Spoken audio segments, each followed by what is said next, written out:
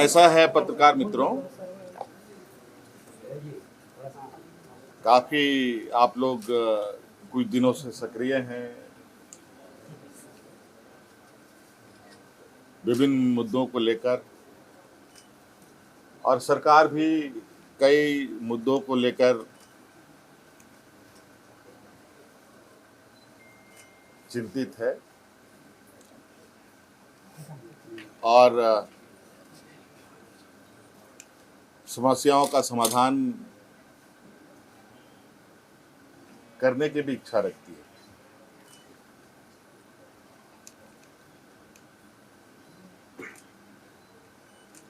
सबसे पहले तो आपको हम ये बताएंगे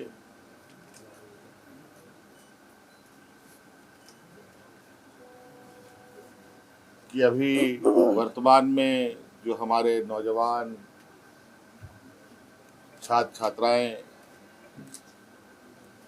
अपनी मांगों को लेकर आंदोलनरत हैं और जो उनकी कुछ मांगे रही हैं, समय समय पर आपको ये बात पता चला होगा कि कुछ वार्ताएं भी हुई। वार्ता में क्या बातें मानी गई, क्या बातें नहीं सुलझ पाई, और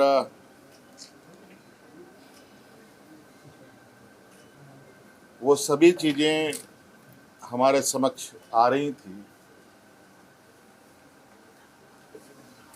और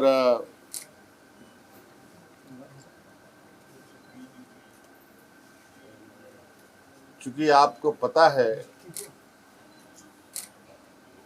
कि छात्र हितों को लेकर हम ही ने बहुत कड़ा और मजबूत कानून भी बनाए हैं।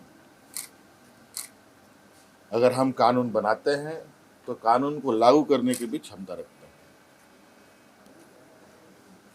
और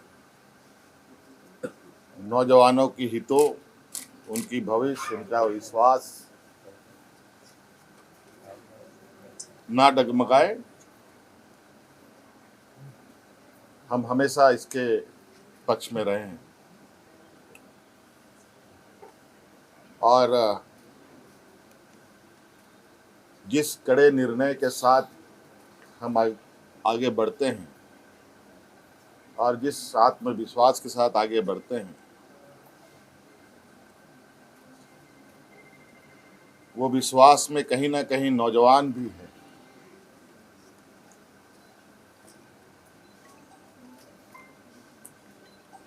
और आपको पता है कि झारखंड में जेपीएससी जेएसएससी के द्वारा नौजवानों की नियुक्ति होती है और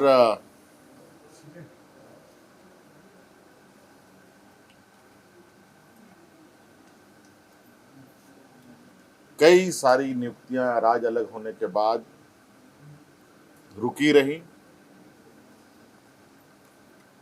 फिर कुछ बढ़ी, फिर रुकी, कई सवालें भी आई, कई जांच एजेंसियां भी इसमें शामिल हुई और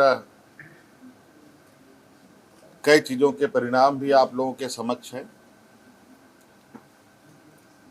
मैं बहुत लंबा इसमें नहीं जाते हुए वर्तमान परिस्थिति पर ही आप लोगों से बात बताना चाहूँगा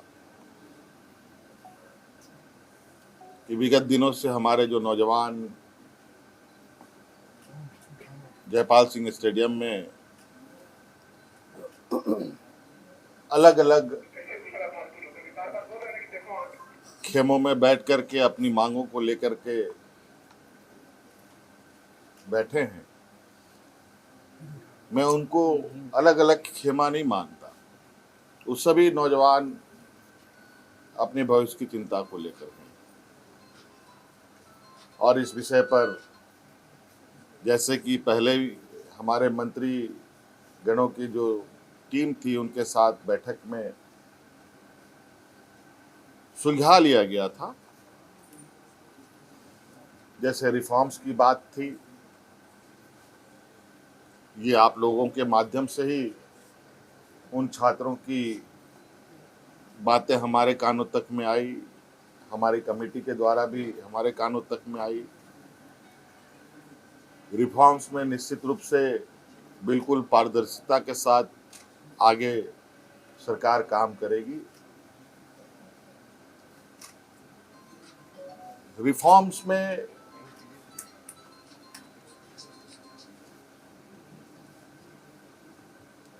जहां तक मेरा मानना है कि परीक्षाएं कैसे होनी चाहिए, कैसे नहीं होनी चाहिए, इसका पहले से ही एसओपी बना हुआ है। और कहीं ना कहीं अगर वो एसओपी का पालन होता तो ये गड़बड़ियां नहीं होती।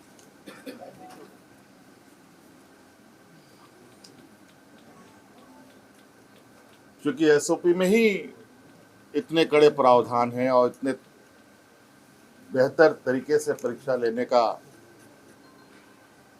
व्यवस्था है। लेकिन फिर भी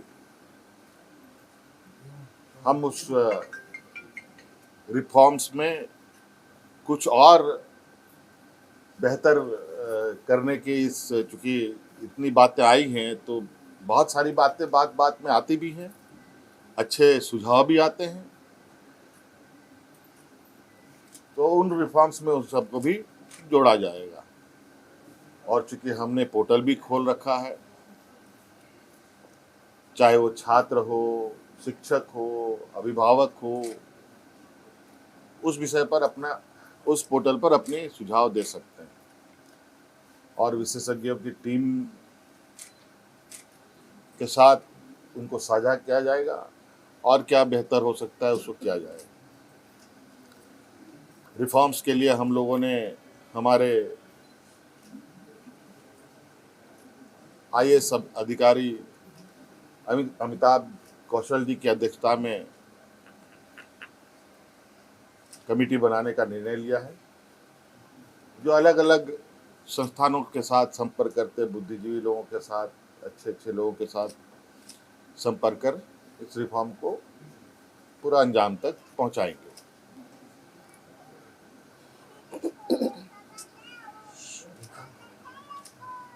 दूसरी बात,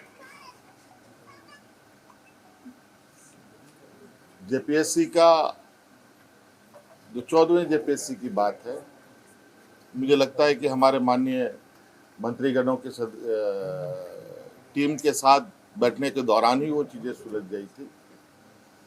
बैकलॉग की भी बात सुलझ गई थी और कई जगह पर लोग नियुक्त भी हुए हैं। उसको लेकर छात्र के तरफ से भी और मंत्रीगणों की तरफ से भी कोई कंक्लूजन पर नहीं पहुंच पाए। आज इस विषय को पटाक्षेप करने के लिए हम लोगों ने कैबिनेट की विशेष बैठक की। इस बैठक में उन सभी चीज़ों का समाधान निकालते हुए हम लोगों ने निर्णय लिया है कि टीडीपीएल द्वारा किए गए परीक्षाएं, टीडीपीएल के द्वारा प्रकाशित रिजल्ट और टीडीपीएल द्वारा जो भी अभ्यर्थी चुने गए हैं,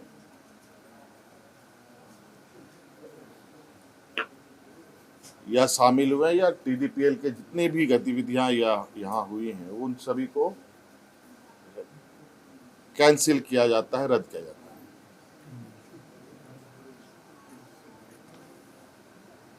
और नौजवानों में सबसे बड़ा जो मुझे लगता है कि मुख्य मांग उनका सबसे प्रमुख मुख्य मांग रहा है जेपीएससी सीजीएल के संदर्भ में, क्योंकि हमने उसमें भी एक हमारे मंत्रीगणों ने आश्वस्त किया था इस विषय की जांच चल रही है। इसके लिए हम लोग रिटायर्ड जज की अध्यक्षता में संपूर्ण जांच कराएंगे, क्योंकि कभी कभी ऐसा लगता है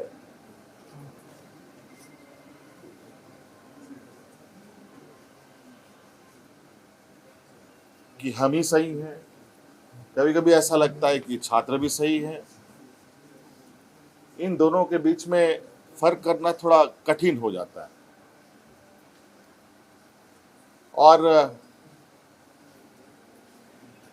इस विषय को लेकर हमने जो एसआईटी की टीम जांच कर रही है और सीआईडी की जो टीम जांच कर रही है, इन दोनों के जांच के दौरान बहुत सारे ऐसे तथ्य आ रहे हैं जो चौंकाने वाले हैं। क्योंकि जांच का विषय है, बहुत खुल के बातें कहना संभव नहीं है। और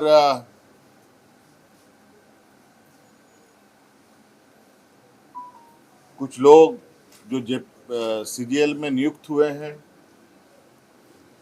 वो लोग जेपीएससी के धांधली के आरोप में गिरफ्तार हो रहे हैं।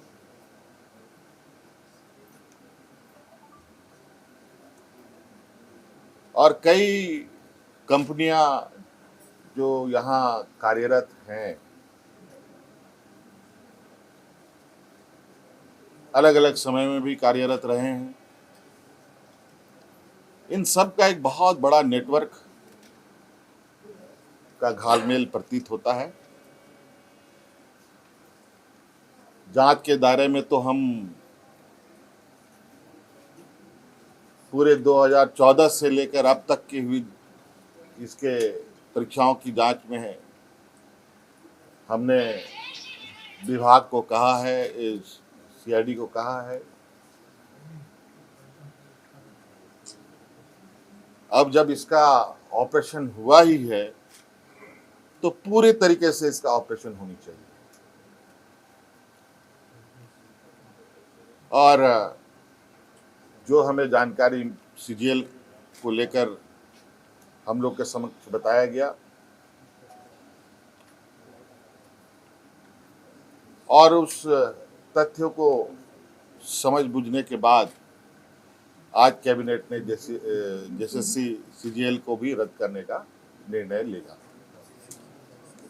और पूरा 2014 से अब जितनी भी छोटी बड़ी गलतियां हुई हैं, जिससे भी हुई है, सभी की जांच होगी। और साथ में बहुत जल्द केंद्र सरकार के द्वारा जो एमएमडीआर एक्ट में जो बदलाव किया गया है, उस संदर्भ में भी हम लोग चर्चा के लिए एकत्रित होंगे। हो सकता है इस विषय पर एमएमडीआर एक्ट संशोधन पर हमें विशेष सत्र भी बुलाना पड़े, तो हम लोग बुलाएंगे। धन्यवाद।